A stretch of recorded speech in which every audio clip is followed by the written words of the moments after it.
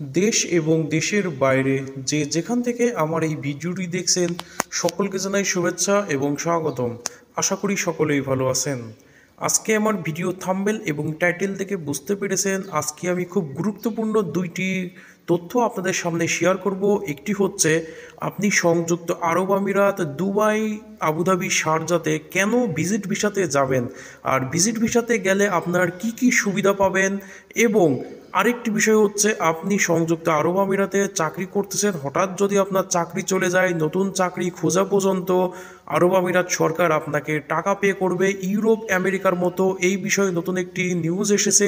এই সকল বিষয় সম্পর্কে আজকে আমি আলোচনা করব, তো ভিডিওটি সম্পূর্ণ দেখেন তাহলে এই বিষয়গুলো বুঝতে পারবেন। তার আগে একটি কথা বলে রাখি, যারা আমার চ্যানেলটি এখনও সাবস্ক্রাইব করেননি প্লিজ সাবস্ক্রাইব করবেন, পাশের বেল আইকনটি অল করে দিবেন যেন এই রকম ভিডিও নোটিফিকেশন আপনার নোটিফিকেশনে চলে যায়। আরেকটি কথা বলে রাখি, ভিডিওতে অবশ্যই লাইক দিবেন আর শেয়ার করতে ভুলবেন না, কমেন্ট করে মতামত জানাবেন। তাহলে প্রথমের বিষয়টি আলোচনা করি। আপনি সংযুক্ত আরব আমিরাত, দুবাই, শারজাহ, আবুধাবি সহ 7টি প্রদেশে কেন ভিজিট ভিসাতে যাবেন এবং ভিজিট ভিসাতে গেলে আপনি কি কি সুবিধা পেতে পারেন। আপনি যদি সরাসরি সংযুক্ত আরব আমিরাতে কোনো কাজের ভিসাতে যান তাহলে কিন্তু আপনার একটি নির্দিষ্ট কাজ থাকবে এবং সেই কাজটি আপনাকে করা লাগবে। আর যদি আপনি ভিজিট ভিসাতে যান সেই ক্ষেত্রে যে সুবিধাটি পাবেন, সাধারণত এই সুবিধাগুলো ইন্ডিয়া এবং পাকিস্তানি নেপালিরা উপভোগ করে থাকে, মানে এই সুবিধাগুলো তারাই পেয়ে থাকে, কারণ তারা সহজে কাজের ভিসাতে সংযুক্ত আরব আমিরাতে যায় না। তারা সাধারণত 70%-এর উপরে মানুষ ভিজিট ভিসাতে যায় এবং গিয়ে সেখানে সাধারণত 90 দিনের যে ভিজিট ভিসা সেটাতেই তারা যায়। গিয়ে তারা সেখানে স্টে করে, থাকার পরে বিভিন্ন জায়গায় কাজ খুঁজে থাকে, খোঁজার পরে তারা ইন্টারভিউ দেয়, তাদের সকল কাগজপত্র নিয়ে যায়, গিয়ে সেখানে তারা কাজ খুঁজে কাজ করে এবং ভিসা লাগিয়ে থাকে। এই ক্ষেত্রে তারা যে সুবিধাটি পায়, মনে করেন আপনি কোনো কাজের উপরে দক্ষ, শুধু তাদের জন্যই কিন্তু এটি প্রযোজ্য হবে। মনে করেন আপনি ইলেকট্রিশিয়ান, আপনি হচ্ছে কোনো সুপারভাইজারের কাজ জানেন, আপনি কোনো গাড়ির কাজ জানেন, আপনি টায়ারের কাজ জানেন, আপনি কনস্ট্রাকশনের ভালো কাজ জানেন, আপনি কোনো ইঞ্জিনিয়ার বা আপনি সিভিল কনস্ট্রাকশনের কাজ জানেন। এই সকল বিষয়গুলো যদি আপনার জানা থাকে তাহলে আপনি কিন্তু এই সিস্টেমে সংযুক্ত আরব আমিরাতে যেতে পারবেন ভিজিট ভিসা নিয়ে এবং গিয়ে সেখানে কাজ খুঁজে আপনি কিন্তু ভালো একটি কাজ পেতে পারেন। এই রকমভাবেই কিন্তু বর্তমানে ইন্ডিয়া, পাকিস্তানি, নেপালিরা অনেক এগিয়ে যাচ্ছে। এটা আমরা বাঙালিরা পারতেছি না, কারণ আমরা বাঙালিরা এই বিষয়ে অনেক ভয় পেয়ে থাকি। তাহলে এখান থেকে আমরা কি বুঝতে পারলাম, আমরা বাঙালিরা যখন কোনো কাজের ভিসা নিয়ে যায় তখন কিন্তু আমাদেরকে বলা হয় এত টাকা আপনি বেতন পাবেন, এই কাজ আপনাকে করতে হবে। কিন্তু আপনি সংযুক্ত আরব আমিরাতে গিয়ে দেখতে পেলেন যে আপনি যদি ভিজিট ভিসাতে এসে এখানে কাজ খুঁজতেন তাহলে আপনার দক্ষতা অনুসারে আপনি এর চাইতে আরও ভালো কাজ করতে পারতেন, আপনি এর চাইতে আরও ভালো বেতন পেতেন। তবে এই ক্ষেত্রে আরেকটি বিষয়, আমরা যারা কোনো কাজের দক্ষতা নাই বা আমার কোনো কাজ সম্পর্কে জানা নেই, তাহলে আমি যদি ভিজিট ভিসাতে গিয়ে শুধু সংযুক্ত আরব আমিরাতে ঘুরে বেড়াই, কাজ খুঁজি, তাহলে কিন্তু আমাদের দ্বারা ভালো কাজ পাওয়া সম্ভব নয়। আপনি যদি কোনো কাজের উপরে দক্ষ হন তাহলে আপনি এই পদ্ধতিটা অবলম্বন করেন, কারণ এই পদ্ধতিতে ইন্ডিয়ান যারা আছে তারা সবচেয়ে বেশি অবলম্বন করে। তারা কাজের বিষয়ে সহজে সেখানে যেতে চায় না, তারা ভিজিট ভিসা নিয়ে যায়, তাদের সকল কাগজপত্রগুলো নিয়ে যায়, গিয়ে সেখানে কাজ খুঁজে এবং ইন্টারভিউ দিয়ে তারা উপযুক্ত বেতন সহকারে ভিসা লাগিয়ে থাকে। এই কাজটা কিন্তু তারা বেশি করে। সুতরাং আমরা যারা বাংলাদেশি রয়েছি তারাও কিন্তু এই কাজটি আমরা করতে পারি। আপনার যদি কোনো কাজের দক্ষতা থাকে তাহলে আপনি ভিজিট ভিসা দিয়ে চলে যান। আরেকটি বিষয়, এর আগে কিন্তু বাংলাদেশিদের জন্য ভিজিট ভিসা থেকে কাজের বিষয়ে রূপান্তরিত করার কোনো অনুমতি ছিল না, কিন্তু সংযুক্ত আরব আমিরাত সরকার এই নতুন পদ্ধতি আমাদের জন্য চালু করেছে যে আমরা ভিজিট ভিসাতে গিয়েও কিন্তু আমরা কাজ খুঁজে সেখানে আমরা কাজের বিষয়ে রূপান্তরিত করতে পারবো।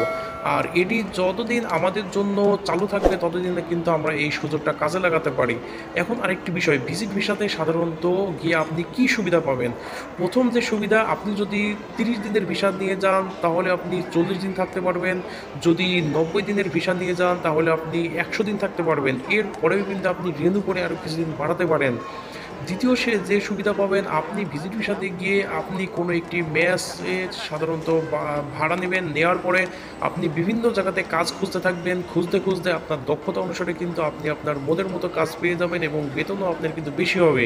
তৃতীয় যে সুবিধাটি আপনি পাবেন, ভিজিট ভিসাতে যদি আপনি সংযুক্ত আরব আমিরাতে যান তাহলে আপনি কিন্তু প্রত্যেকটা প্রদেশেই আপনি কিন্তু গিয়ে কাজ খুঁজে পেয়ে আপনি কিন্তু মনের মতো কাজ খুঁজে পাবেন। চতুর্থ যে সুবিধাটি আপনি পাবেন, আপনি যদি কোনো কাজের উপর দক্ষতা থাকেন তাহলে সেই কাজ আপনি যদি খুঁজে পান তাহলে অনেক কোম্পানি রয়েছে, অনেক দোকান রয়েছে, আপনার কিন্তু ভিসার টাকা তারাই আপনাকে দিয়ে দিবে। সুতরাং আপনার কিন্তু ভিসার কস্টিং এবং সংযুক্ত আরব আমিরাতে যে কাজ পাওয়া পর্যন্ত কিন্তু খরচটা অনেক কমে গেল। পঞ্চম যে সুবিধাটি পাবেন, আপনি যদি ভিজিট ভিসাতে সংযুক্ত আরব আমিরাতে গিয়ে নিজে খুঁজে নিজে কাজ ম্যানেজ করতে পারেন তাহলে কিন্তু আপনি কোনো দালাল বা এজেন্সির হাত থেকে নিজেই কিন্তু কাজটা করে ফেললেন, তাদের কোনো প্রয়োজন পড়লো না। ষষ্ঠ যে সুবিধাটি আপনি পাবেন, আপনি সংযুক্ত আরব আমিরাতে ভিজিট ভিসাতে গেলে প্রথমে কিন্তু আপনি ভাষা সম্পর্কে টুকটাক একটু হলেও শিখবেন। সুতরাং আপনি সরাসরি বাংলাদেশ থেকে কাজের ভিসা নিয়ে যদি যান সেই ক্ষেত্রে আপনি প্রথমে কিন্তু ভাষাগত সমস্যায় পড়বেন, কিন্তু ভিজিট ভিসাতে গিয়ে আপনি এই সমস্যাটিতে আর পড়বেন না। তো এই সকল বিষয়গুলোর জন্য আপনি ভিজিট ভিসাতে যান, গিয়ে আপনার কাজের দক্ষতা অনুসারে আপনি সেখানে কাজ খুঁজে বের করে আপনি কাজ করেন। এখন দ্বিতীয় যে তথ্যটি আপনার সাথে আলোচনা করব সেটি হচ্ছে সংযুক্ত আরব আমিরাতের যারা চাকরি করেন তাদের জন্য একটি নতুন বীমা প্রকল্প। এটি সাধারণত যারা চাকরি হারাবেন তাদের স্বার্থ রক্ষা করবে।